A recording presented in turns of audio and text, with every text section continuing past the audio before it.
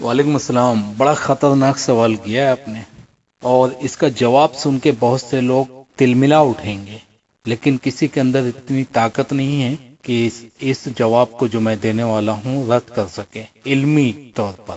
بغض میں آ کر تو کچھ بھی کہہ سکتا ہے، علمی رد نہیں کر پائے گا. سورہ توبہ ہے آیت نمبر 100.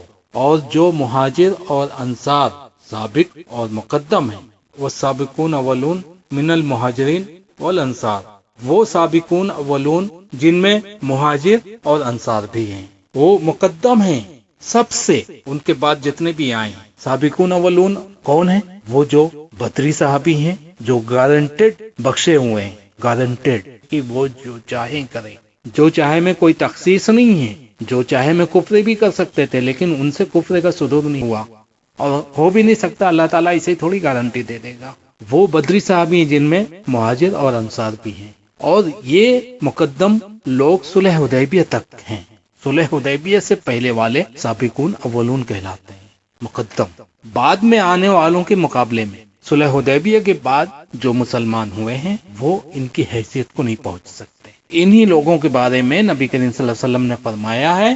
خالد بن ولید کو، جو کہ صحابی تھے، آپ صلی اللہ علیہ وسلم نے فرمایا غصے میں آ کر، اے خالد میرے صحابہ کو گالی مت دینا، تم احد پہاڑ کے برابر بھی سونا صدقہ کر دو، میرے صحابہ کے یعنی یہ سابقون اولون کے ایک مد یا آدھ مد جو صدقہ کرنے کے ثواب کو بھی نہیں پہنچ پاؤ گے. یہاں پہ وہ حدیث اپلائی ہوتی ہے. آگے کیا ہے؟ اور جتنے لوگ اخلاص کے ساتھ ان کے پیرو ہیں، جتنے لوگ اخلاص کے ساتھ ان کے پیرو ہیں، احسان کے ساتھ ان کی پیرو ہیں، یعنی اللہ ان سب سے راضی ہوا.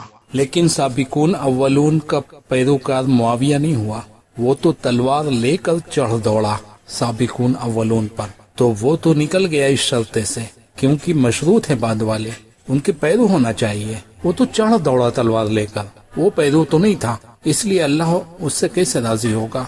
اچھا یہ بتاؤ، ان کے بعد آنے والے جو مہاجر اور انصار یعنی مقدم یعنی سابقون اولون مقدم لوگوں کے پیرو ہوئے، وہ کیا نبی کریم صلی اللہ علیہ وسلم کی آنکھ بند ہوتے ہی ختم ہو گئے تھے کیا؟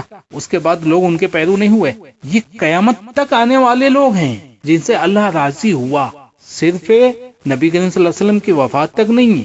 سابقون اولون جو مقدم ہیں، ان کے بعد جو آئیں اور ان کے بعد قیامت تک آئیں گے لوگ، اور ان کے وہ پیرو ہوئے، اللہ ان سب سے راضی ہوا.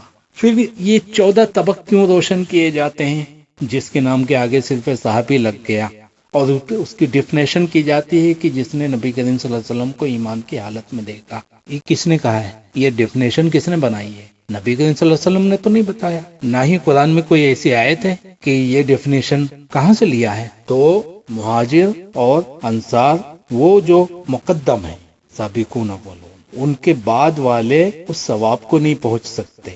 اور ایک حدیث اور میں لگاؤں گا کہ وہ جو بعد والے ہیں نا، خاص کر کے فتح مکہ کے بعد اسلام قبول کرنے والے، وہ جو قیامت تک کچھ آنے والے ہیں جو سابقون اولون کے پیروکار ہوں گے، ان کے بارے میں نبی کریم صلی اللہ علیہ وسلم نے فرمایا کہ وہ تم سے اچھے ہوں گے، تم سے اچھے ہوں گے. جن کو صحابی کہا جاتا ہے نا، یہ فتح مکہ کے بعد تلقا، ان سے اچھے بعد والے ہوں گے. وہ حدیث میں لگا دوں گا.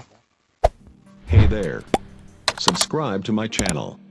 And also press this bell icon.